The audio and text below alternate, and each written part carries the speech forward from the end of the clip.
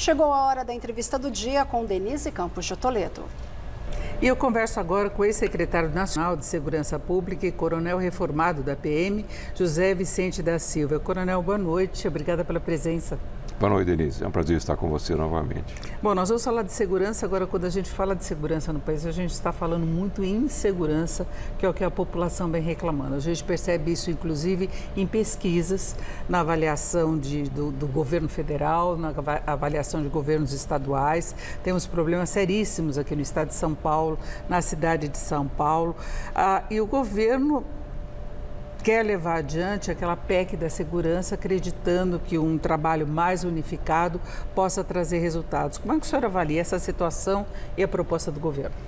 Bom, o governo federal no caso, está apostando muito nessa PEC, que é o projeto de emenda à Constituição. A Constituição nunca foi emendada para essa finalidade de segurança pública. Então, o artigo 144 a definição das polícias, o que elas devem fazer. Na verdade, o que a PEC pretende é dar mais força a um sistema único de segurança pública que está numa lei de 2018, dizendo que o esforço federal dos estados e também dos municípios deve estar coordenado para produzir um resultado melhor do que cada entidade trabalhando sozinho. Só que é um desafio imenso e o governo não tem mostrado estar à altura para isso. Porque não é necessário, na verdade, você ter essa PEC para o governo poder começar a funcionar. A gente pode perguntar, por exemplo, qual é o plano que o governo federal tem hoje para a segurança pública do país, com os recursos, com as normas atuais da própria Constituição. E há muito a ser feito. Basta dizer que a Polícia Federal já tem incumbências muito claras em relação a todo o contrabando. Estamos falando da entrada de drogas, de armas, de munições, os contrabandos mesmo, de mercadoria que são vendidas, que invadem o país e dão poder para as grandes facções que atormentam a vida dos brasileiros. É o crime organizado que está se espalhando por todo o país. Tem facções em estados que antes a gente percebia que estavam meio fora dessa rota, agora o país todo. Mas é importante mencionar, né, Denise, que essa força que as facções têm, o Comando Vermelho ter suas franquias pelo Brasil afora, o PCC também desenvolvendo contatos com grandes máfias internacionais para venda de cocaína, e levando os problemas para todos os estados. Mas isso não é mérito das facções. Isso é deficiência de gestão do próprio governo. As facções estão mais organizadas, o crime organizado, que o governo, é isso? É, porque as facções não têm expediente, trabalham 24 horas, 7 dias por semana. E o governo tem restrições, tem leis, tem problema de orçamento, claro. Mas o que a gente percebe é que o crescimento de facções ou de milícias nos estados é deficiência da polícia. Quanto mais cresce, mais abertura houve para esse crescimento. Parte da Polícia Federal, que não tem feito um bom trabalho nesse sentido, ela é ótima no varejo das investigações, mas uma coordenação nacional não tem. Então, o senhor acha que o Programa Nacional de Trabalho com a Polícia Federal é que poderia produzir mais resultados desse tipo de criminalidade? É porque as polícias dos estados dizem o seguinte, Denise, se não chegar a droga aqui no meu estado, vai ser muito mais fácil eu trabalhar. Se não chegar essa quantidade imensa de fuzis de guerra que chega nos morros, nas favelas do Rio de Janeiro, seria mais fácil para a polícia trabalhar. Agora, esse é um trabalho federal. Então, não adianta o governo federal, ao longo de todos esses anos, dizendo que a segurança é o problema dos estados. Sim, mas qual é o papel do governo federal? Está claro na Constituição. Então, o que o ministro Lewandowski está querendo dizer que a partir daí ele vai fazer tudo isso que já devia estar fazendo há um ano. Então, não é necessário esperar uma lei agora, você pode ir mais. E com um pouco menos, o que ele devia estar fazendo que não fez? Não pode perder tempo em relação a isso. Agora, tem uma criminalidade que não está diretamente relacionada às facções e que eu acho que causa mais insegurança para o cidadão no dia a dia. Nós temos, por exemplo, a questão de furtos de celulares, que a gente tem visto ofensivas, por exemplo, no estado de São Paulo, a polícia trabalhando também na cidade de São Paulo. Temos o trabalho de Smart Sampa também, que quer trabalhar com isso, mas operações mais específicas. Mas também não houve muita demora, não se banalizou demais esse tipo de crime? O que nós percebemos, há um esforço muito grande e midiático até em relação ao crime organizado. Mas o grande problema que afeta a população é o crime desorganizado. Nós temos no estado de São Paulo, por exemplo, cerca de 3 milhões de registros criminais. Desses 3 milhões, eu falei com o chefe da inteligência da PM, 2 anos atrás, ele dizia o seguinte, olha, 1, 2, 3% no máximo é crime organizado. Então, nós temos 97% dos problemas aqui, desses 3 milhões de acontecimentos criminais, afetando a população, não tem praticamente nada a ver com o crime organizado. Nós temos uma enorme quantidade chegando próximo das pessoas que geram o medo, que são os assaltos. Na verdade, não é tanto o homicídio, a experiência com o assassinato é relativamente distante da gente. Mas latrocínio também está aumentando em São Paulo, aqui na capital.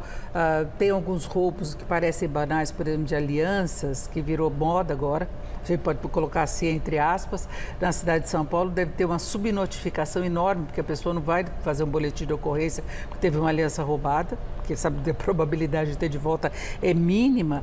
E latrocínio, é roubo de celular e a pessoa, mesmo não resistindo, é morta. A gente teve alguns casos aí que chamaram mais atenção, mas tem essa violência de dia a dia nas ruas. O que acontece, Denise, que a sensação de insegurança ou medo da população em relação à violência está muito mais ligada aos assaltos do que aos assassinatos e até aos latrocínios, que acontecem em uma quantidade até pequena, apesar da gravidade, claro.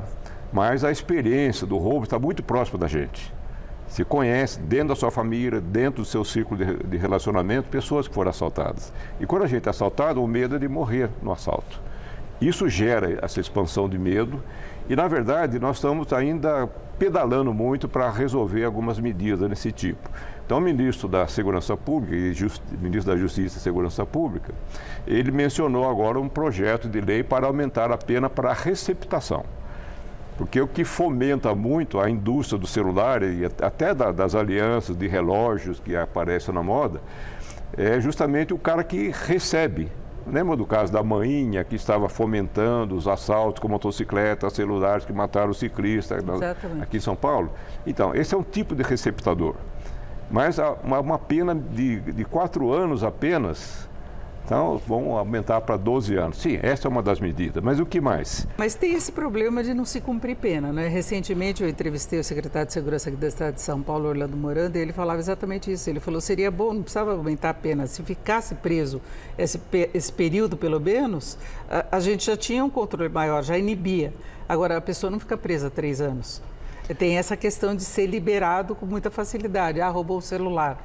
Mas ele pode fazer parte de uma quadrilha enorme que está roubando muitos celulares, não é? E não se tem a investigação também. Então, tem equívocos dos dois lados, a justiça. E outra coisa que eu queria colocar nessa discussão é que o ministro Lewandowski falou das liberações de presos.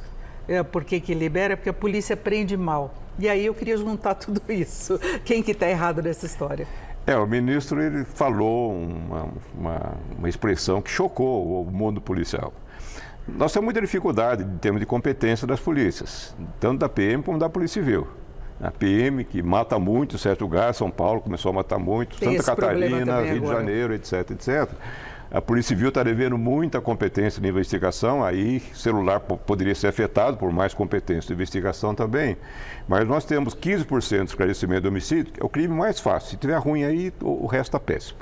É 15% de esclarecimento de homicídio na Bahia, 25% do Rio de Janeiro, 40% de São Paulo, mas é 90% do Distrito Federal. Então alguém sabe fazer, né?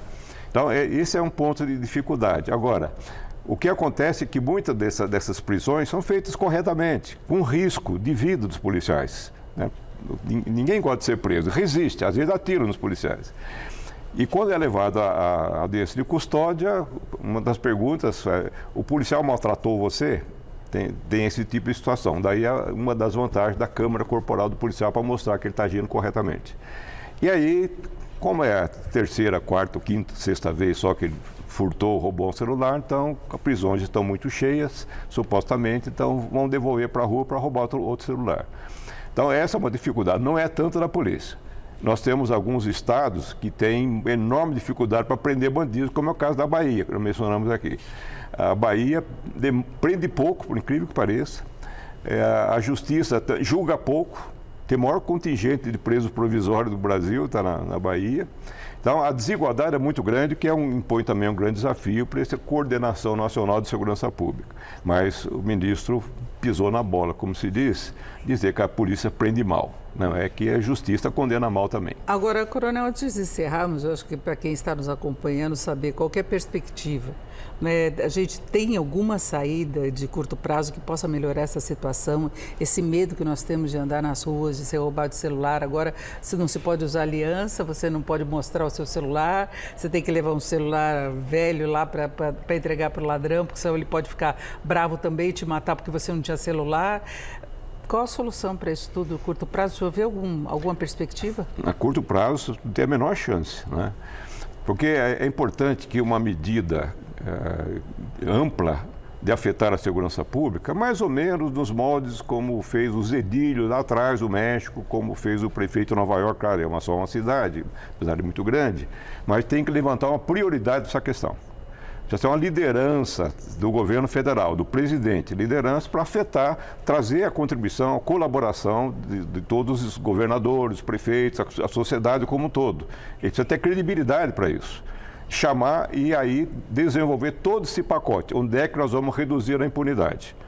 Melhorando o presídio, a legislação, mais competência para a polícia, mais tecnologia, treinamento, um pacote completo, mas precisa da grande chave, que eu chamo da oficina de soluções. A chave chama-se prioridade, mas a prioridade precisa de liderança, alguém que fala, eu quero fazer, eu vou cuidar da segurança.